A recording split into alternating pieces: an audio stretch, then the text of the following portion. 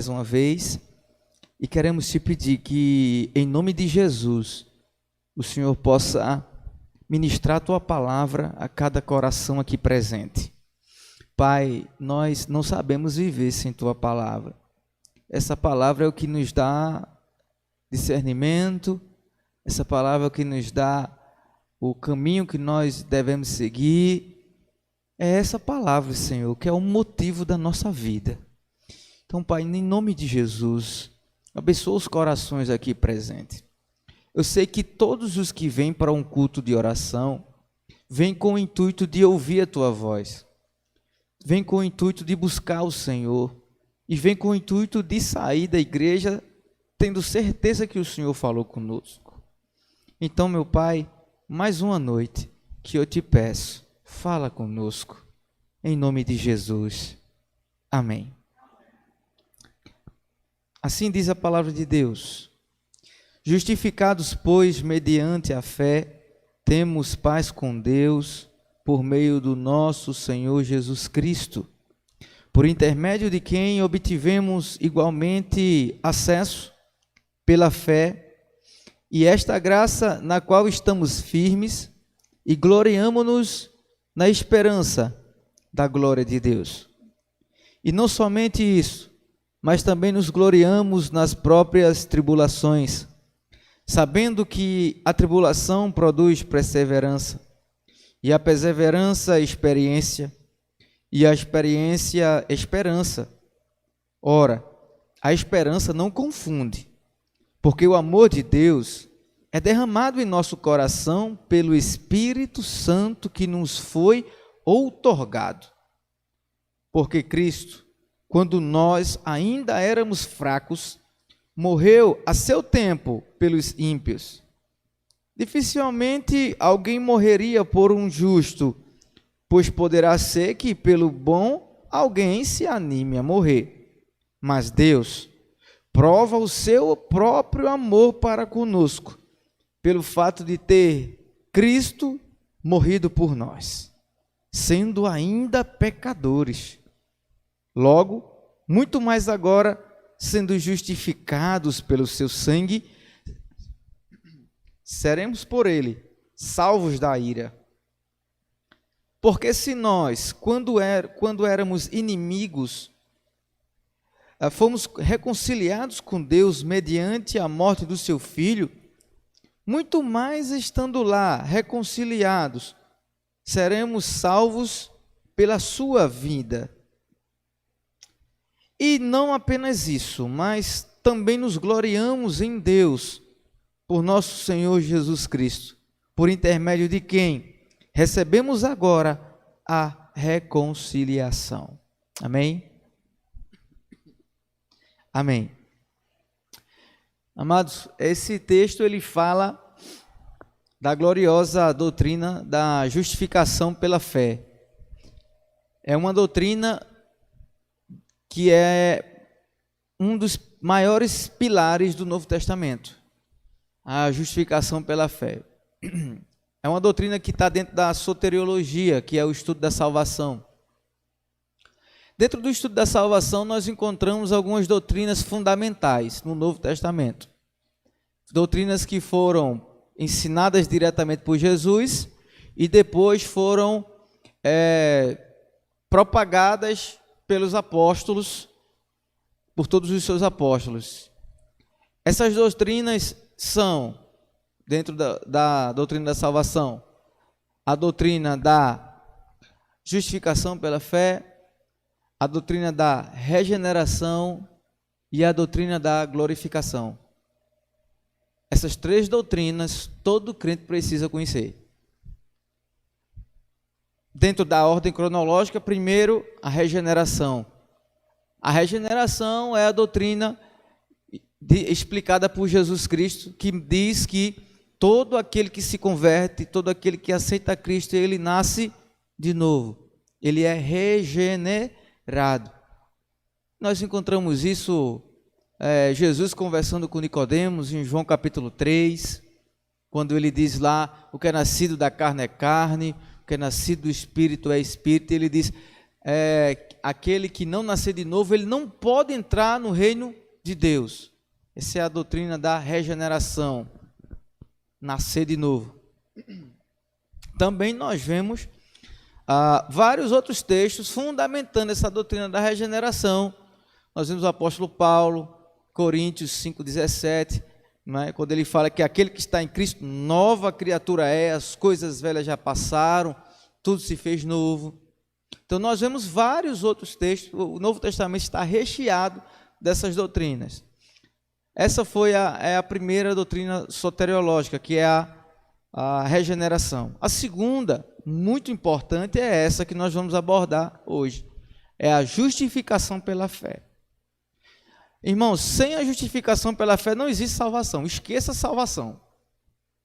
Sem a justificação pela fé, todos nós, essa hora, estávamos condenados ao inferno. A justificação pela fé, ela é uma das principais doutrinas do Novo Testamento. Por quê? Porque Jesus Cristo a ensinou, os apóstolos propagaram e a Bíblia Sagrada no Novo Testamento está recheada de textos também que mostram a justificação pela fé. Porém, o livro que mais deixa isso claro é a Carta aos Romanos. A Carta aos Romanos, Paulo deixa muito bem claro. E daqui a pouco nós vamos elucidar melhor a justificação pela fé dentro da carta. E a terceira doutrina soteriológica, que é os 3 pilares do ensino da salvação do Novo Testamento, a terceira e última é a glorificação. A glorificação é um ensino que o Senhor Jesus Cristo ensinou e também os apóstolos fundamentaram, está recheado na Bíblia Sagrada no seu Novo Testamento. É um ensino que fala que nós iremos ressuscitar no último dia, tá certo? Receberemos um corpo transformado, seremos glorificados e ao chegar a Jesus Cristo em glória, em poder, em majestade, todos nós seremos glorificados e teremos um corpo semelhante ao dele. Em Mateus capítulo 19, quando ali os escribas e fariseus chegam para Jesus para debater com ele acerca do casamento, e eles perguntam a Jesus se uma mulher que é casada que passou por vários casamentos, ou um homem que passou por vários casamentos, de quem será esposa na volta de Cristo? E Jesus diz que nesse momento não haverá mais casamento, porque nós seremos semelhantes aos anjos, que não se casam e não se dão em casamento. Isso quebra totalmente a doutrina de muitos que acreditam que no Antigo Testamento os anjos tiveram relação com mulheres e nasceram gigantes. Acho que vocês já ouviram falar nesse ensino, né? Tem muita gente que acredita nisso, que no Antigo Testamento o surgimento dos gigantes da terra foi porque os anjos desceram do céu, casaram com mulheres e... Não, Jesus Cristo diz que os anjos eles não possuem sexualidade, tá certo? E ele diz que quando Jesus voltar, nós seremos assim, teremos o corpo transformado. Não casaremos mais no céu, porque lá será, a alegria será imensamente maior. Então, quando Jesus fala sobre isso, sobre a doutrina, essa doutrina da glorificação, e quando o apóstolo Paulo também fala sobre a doutrina da glorificação, ela é o último estágio da salvação. Ela é o estágio que não tem mais volta. Você agora está com Deus, você agora está no céu, né? E também tem outro pilar, que na verdade são 4 que eu esqueci de falar, que é a doutrina da santificação, tá certo? A santificação é o processo diário em que nós somos santificados enquanto estamos aqui neste mundo. Então, deixa eu recapitular melhor, para colocar na ordem aqui. A primeira é a regeneração. É a doutrina que ensina que nós nascemos de novo, certo? Muito bom. Segunda é a doutrina da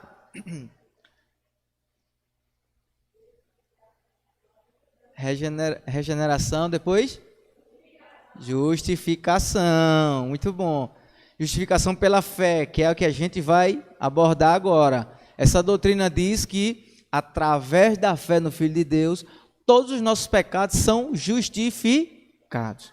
A terceira doutrina, que eu falei agora no final, é a santificação. Santificados, pois agora a santificação é a doutrina que está lá em Hebreus, que diz que buscar a paz com Deus e a santificação, porque sem ela ninguém verá a Deus. Então a santificação nos ensina que nós devemos ser parecidos com Jesus, ser santo, porque Jesus é santo, separado. Jesus ensinou sobre a santificação? Sim, várias vezes. Dê um exemplo, pastor, no momento em que ele diz: vós sois o sal e a luz do mundo. Se o sal perder o sabor, ele vai ser pisado. Então, terceira, santificação. Perdão, irmãos, porque eu esqueci da santificação, mas agora eu estou consertando. E a quarta e última é a glorificação, que nós acabamos de falar. Iremos ter um corpo transformado, iremos morar no céu. Obrigado, bem. Iremos estar vivendo agora, morando com Deus, tendo um novo corpo, um corpo agora espiritual.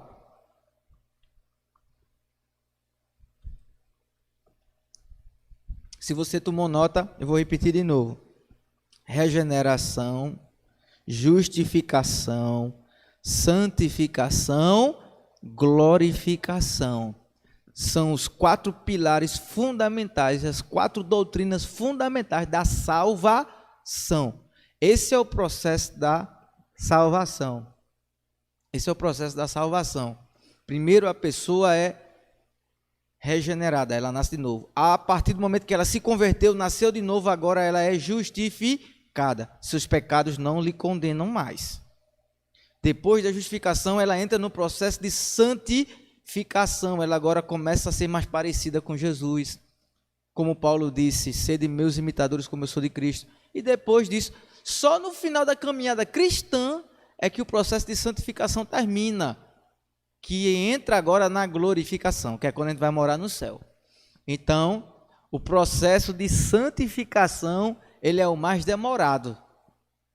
Por que ele é o mais demorado? Porque aí é uma renúncia diária para ser santo, para se santificar, para abandonar o pecado, para deixar as coisas erradas para trás. É uma renúncia, né? É uma briga contra nós mesmos. Gálatas capítulo 5 deixa isso bem claro nos frutos o fruto do Espírito e as obras da carne. Muito bem. Vendo direitinho agora, aprendendo sobre esses 4 pilares da salvação, nós vamos agora estudar aqui o segundo, que é a justificação, né? Então, regenerou, nasceu de novo, agora justificou. Cristo justificou. E o texto de Romanos 5 diz: justificados, pois, mediante a fé, temos paz com Deus por meio do nosso Senhor Jesus Cristo.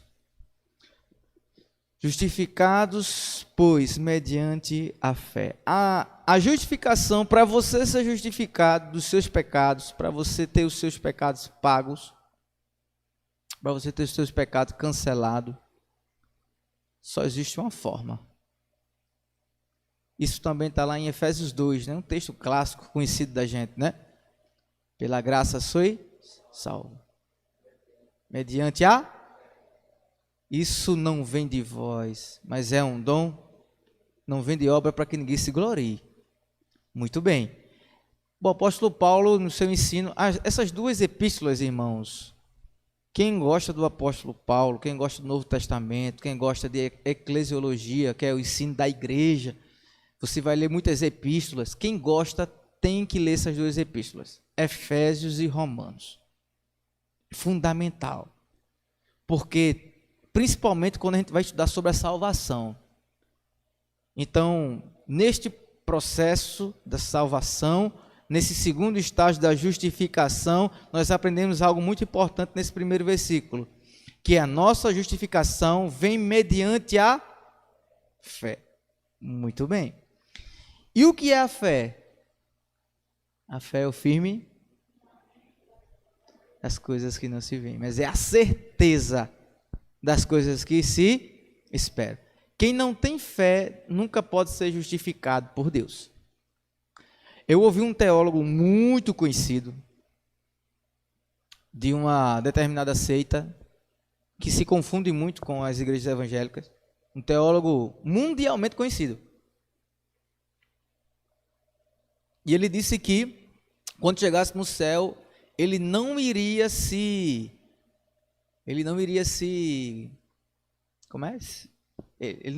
surpreender de ver algum ateu no céu. Porque teve uma vez que um ateu falou uma palavra para ele e ele sentiu que foi Deus. Bem, como a gente sempre diz, né? Até uma jumenta Deus usou na Bíblia. Mas a Bíblia diz que para ser justificado, para ter o pecado justificado, para ser justo diante de Deus, e só vem através da fé. Então, não tem como uma pessoa dizer que não crê. Essa partícula A significa negação total. Teu vem de Deus, teologia, teontologia. Então, negação de Deus, não a Deus. A palavra ateu significa isso. A justificação do nosso pecado vem mediante a fé. Se você não crê que você é pecador, como você vai ser justificado? Se você não crê que a raiz do pecado está dentro de você, como essa raiz vai ser cortada plenamente? E ainda dentro desse primeiro versículo, Paulo diz que a nossa justificação é pela fé, e diz também que nós temos paz com Deus por meio de Cristo Jesus, o nosso Senhor.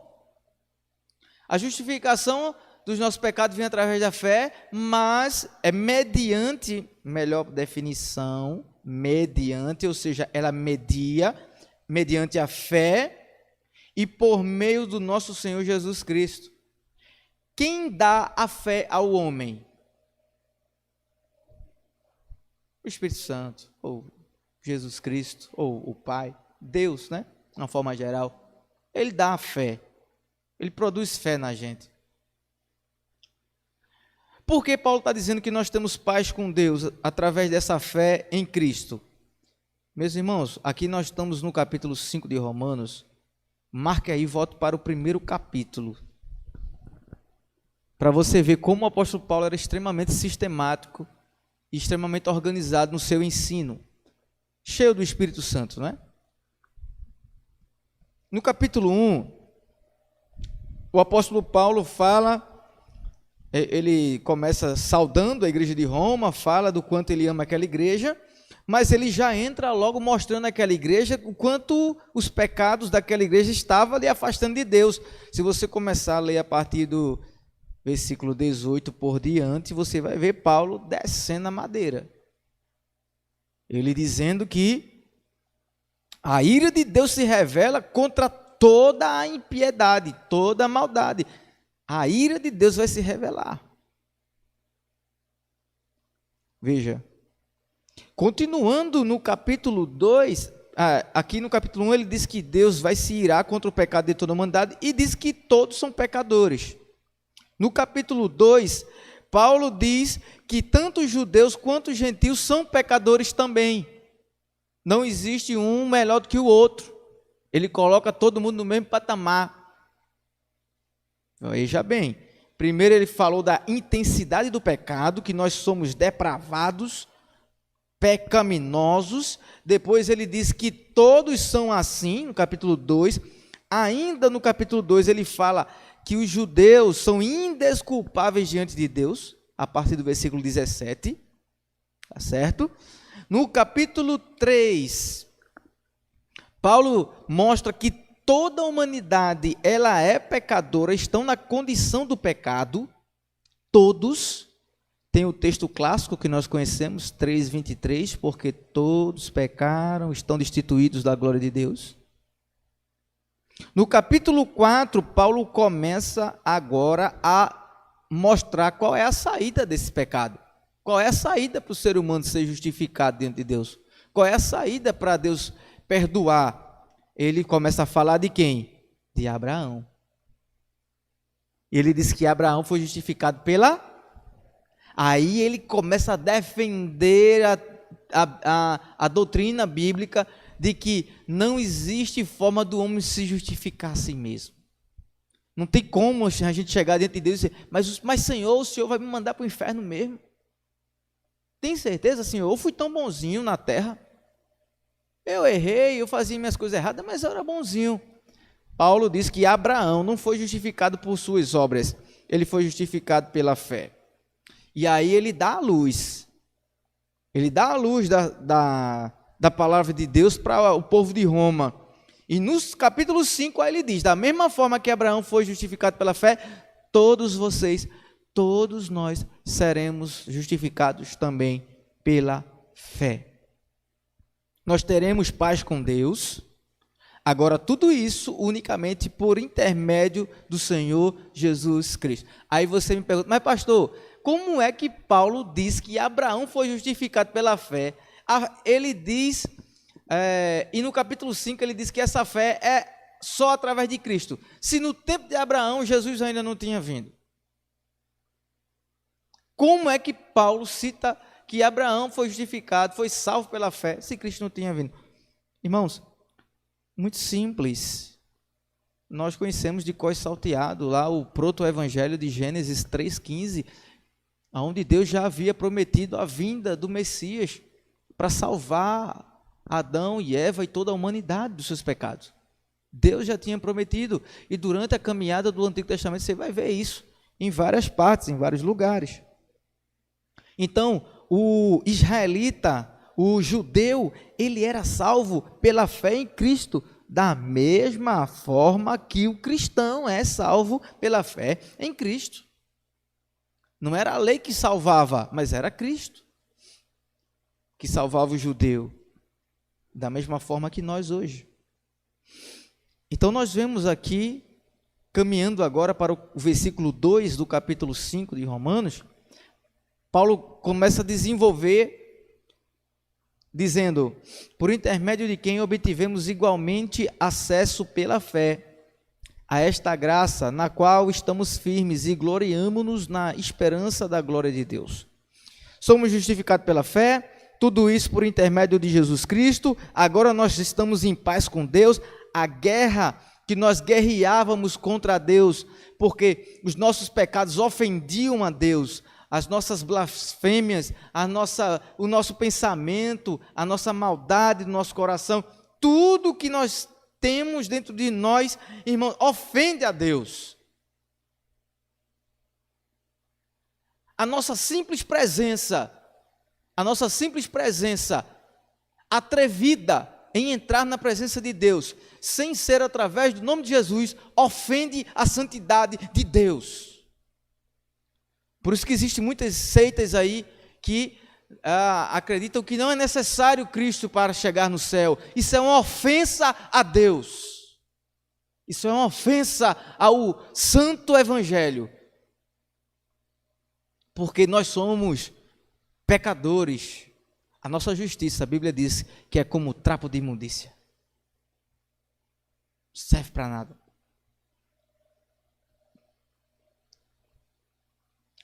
Então o apóstolo Paulo deixa muito bem claro que era por intermédio de quem nós obtivemos igualmente acesso. Ou seja, por intermédio de quem?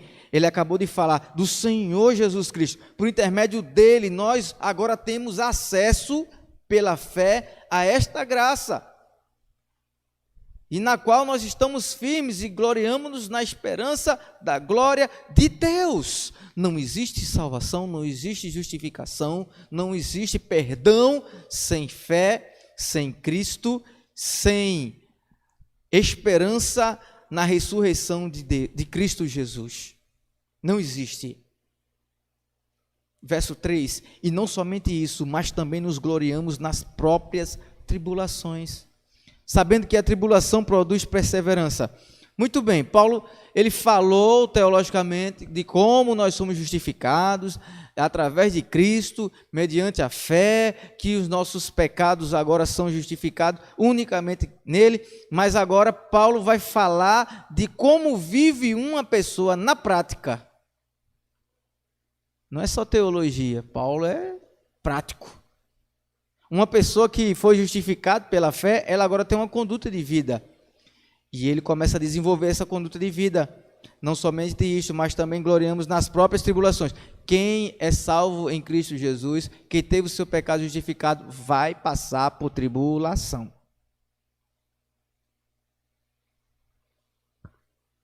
O texto é claro. Quer vida fácil? Só no céu. Só no céu. E tem mais. Ele diz que na tribulação nós temos que nos gloriar. Olha o texto. E não somente isso, mas também nos gloriamos nas próprias tribulações. Eu não sei se tem algum irmão aqui, irmã, passando por alguma tribulação. Esse é o momento de você se gloriar em Deus, dizer assim: eu estou passando pela tribulação porque eu fui justificado pelo sangue de Jesus. É isso aí, irmãos.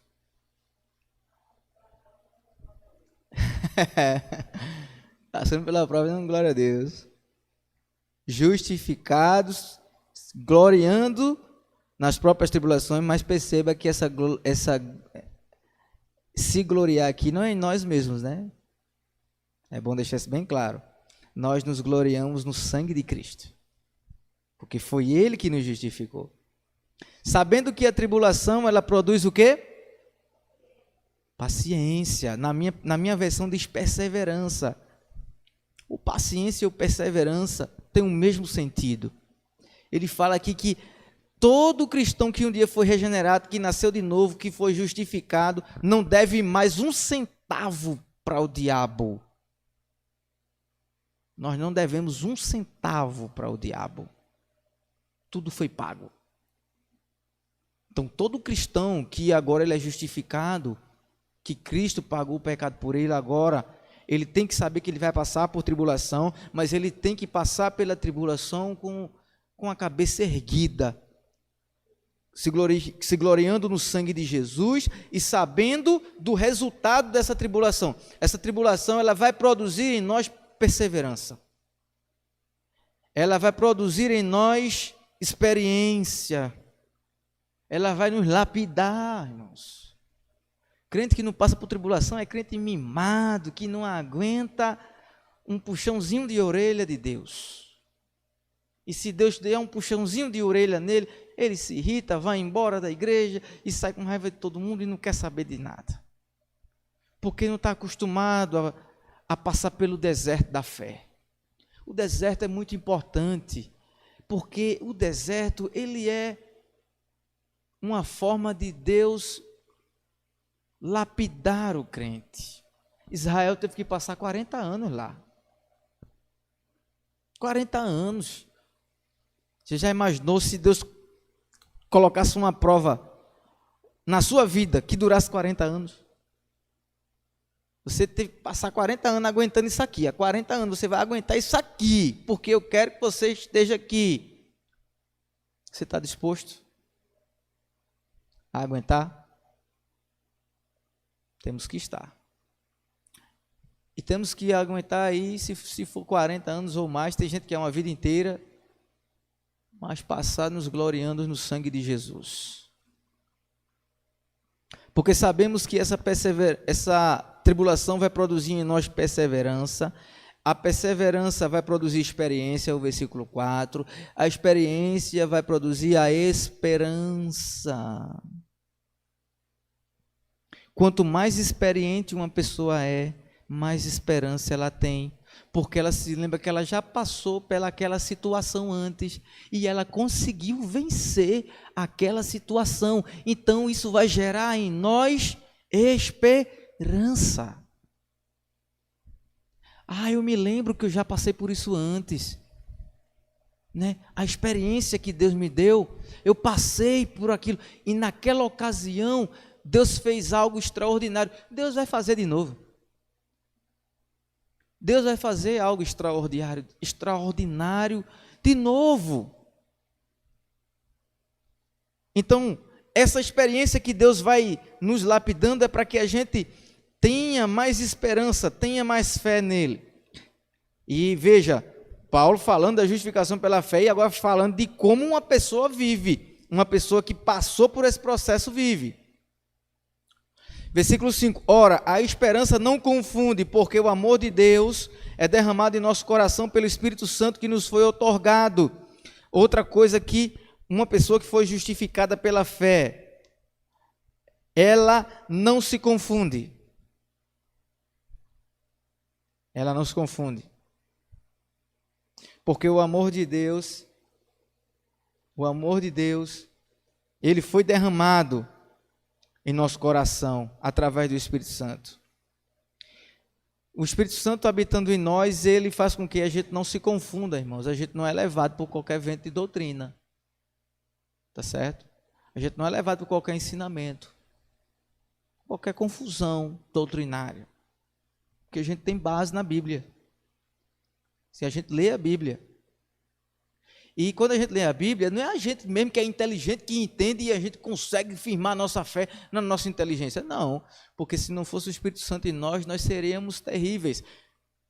Tem ateus que conhecem a Bíblia de capa a capa, mas não creem em Deus. Tem pessoas que vivem na idolatria, tem pessoas que vivem na feitiçaria, tem pessoas que vivem no espiritismo, tem pessoas que vivem até na prostituição, no roubo, nas facções criminosas que lê a Bíblia, pessoas que são viciadas em droga e lê a Bíblia. Eu ouvi o testemunho de uma pessoa que ela usava droga lendo a Bíblia.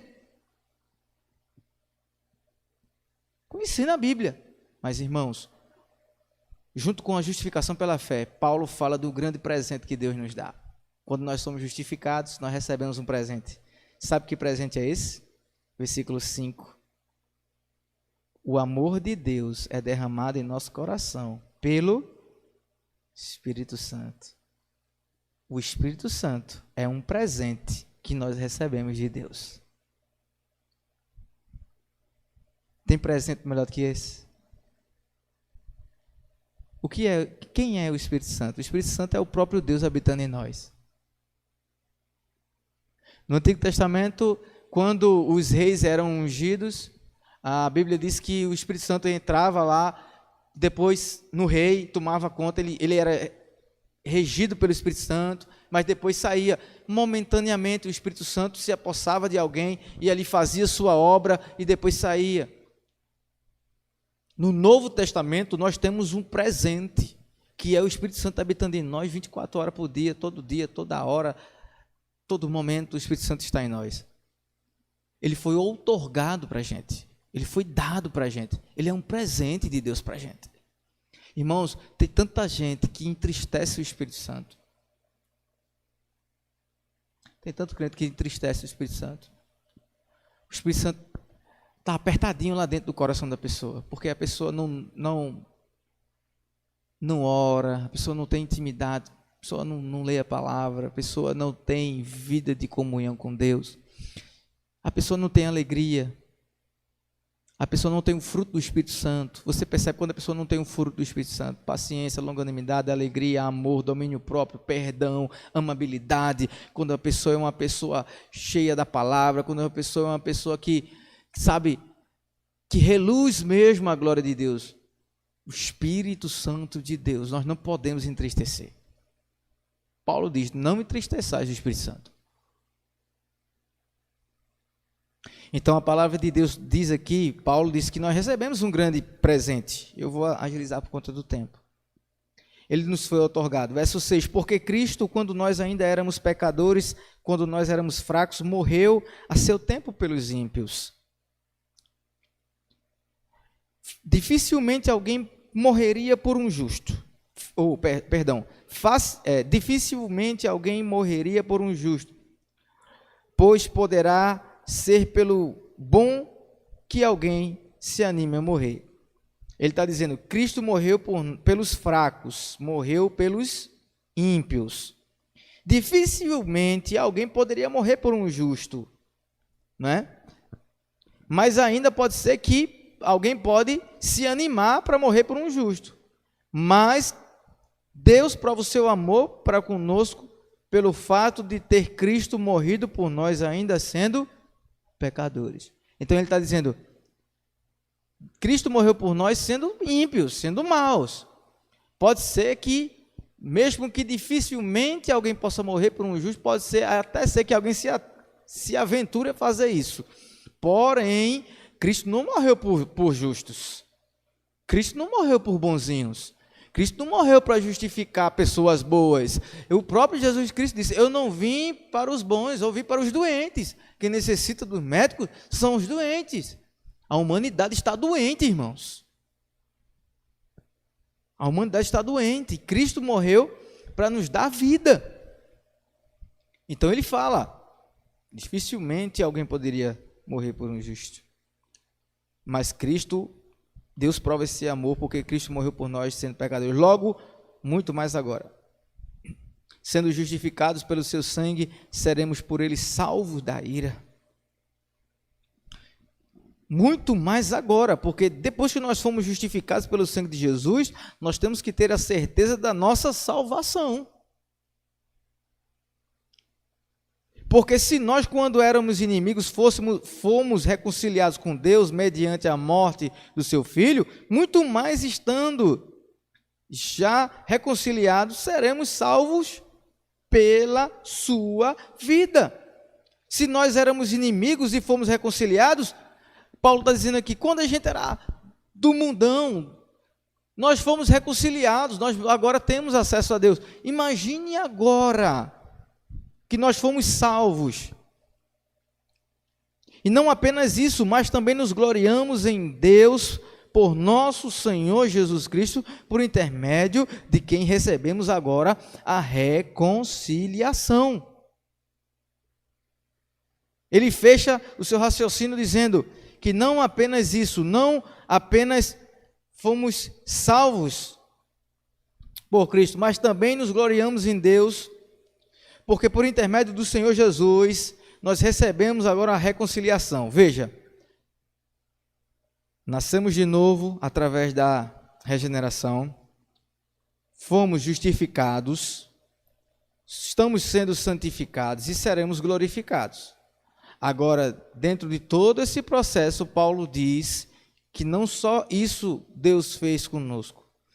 Jesus não só pagou o preço do pecado, mas agora Jesus pegou a gente e levou a gente para perto de Deus.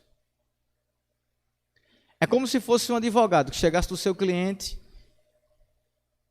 ouvisse, fosse para o juiz, ganhou ali a sentença, tudo bem, pronto, ele tá livre. O advogado conseguiu, não conseguiu?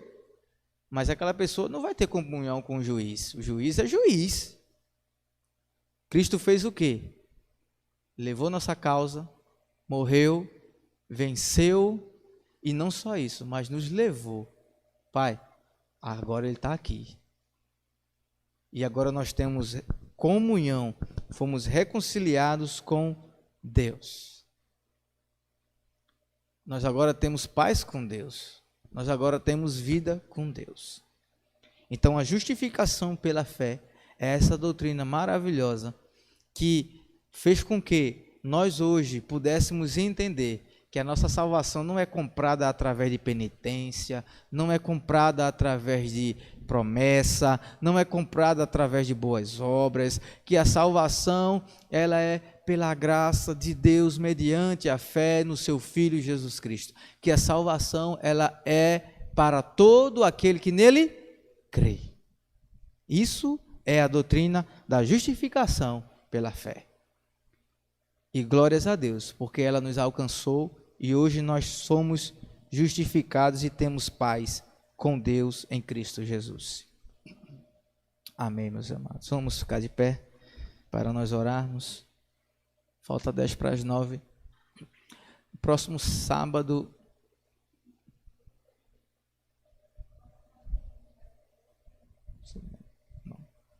Está bem, né? Agradecer a Deus pelo irmão Edmilson que fez o procedimento, que ele estava com água na cabeça e foi para o hospital e tiraram com uma injeção, né, um procedimento. E graças a Deus deu tudo certo. Ele está bem. Drenaram, né? Foi por conta da queda, né, que ele levou e aí juntou um pouco. Mas graças a Deus está bem. Próximo sábado a gente vai estar indo para Bola na Rede. A gente vai estar pregando lá no aniversário. Então peço aos irmãos que estejam orando por nós, para que Deus nos leve e nos traga. E que haja conversões lá, né? Que haja vidas para Jesus. Santo Deus, maravilhoso Pai, em nome de Jesus, muito obrigado por essa noite. Obrigado pelo Senhor ter nos justificado cada pecado nosso. Os bilhões de pecados que nós cometemos na nossa vida, o Senhor justificou um por um. O Senhor se entregou por nós. Ó Deus, nós não temos palavras. Só sabemos que não merecemos. Só sabemos que não somos ninguém. E só queremos te agradecer, Senhor. Obrigado por nos justificar, por nos regenerar, por nos santificar. E obrigado porque o Senhor há de nos glorificar. Cuida da tua amada igreja. Nos leva em casa na tua santa proteção. Em Cristo Jesus. Amém.